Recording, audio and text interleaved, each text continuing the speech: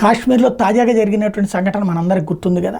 ఏదైతే అటాక్ జరిగింది, ప్రాణాలు కోల్పోయినటువంటిది, బస్సు మీద దాడి, బస్సులో 10 మంది ప్రయాణికులు ప్రాణాలు కోల్పోవడం, 35 మంది వరకు గాయపడడం, దాని వెనకాల కారకులైనటువంటి నలుగురిని ఇక్కడ ఏరివేశారు. అట్లాగే దాంట్లో వన్ ఆఫ్ ద సూత్రధారిని పాకిస్తాన్లో ఏరివేశారు. ఇదంతా సోషల్ మీడియా ప్రచారం తప్పించి ఒరిజినల్గా ఏమీ చేయలేదంటూ కాంగ్రెస్ విపక్షాలు విమర్శిస్తూనే ఉన్నాయి. అయితే ఈ ఘటనలో ఎవరైతే వీళ్ళకి సహకరించినటువంటి వ్యక్తి అరెస్ట్ కావడం, వాడి దగ్గర వాడు ఒక 6,000 రూపాయలు డబ్బులు తీసుకున్నాడు. అట్లాగే అక్కడ ఈ ఘటనకి ముందు రెక్కీలోనూ పాల్గొన్నాడు, అట్లాగే దాడిలోనూ పాల్గొన్నాడు అన్నటువంటి విషయం తేలింది. అతనికి మరొక 2 సహకరించారని.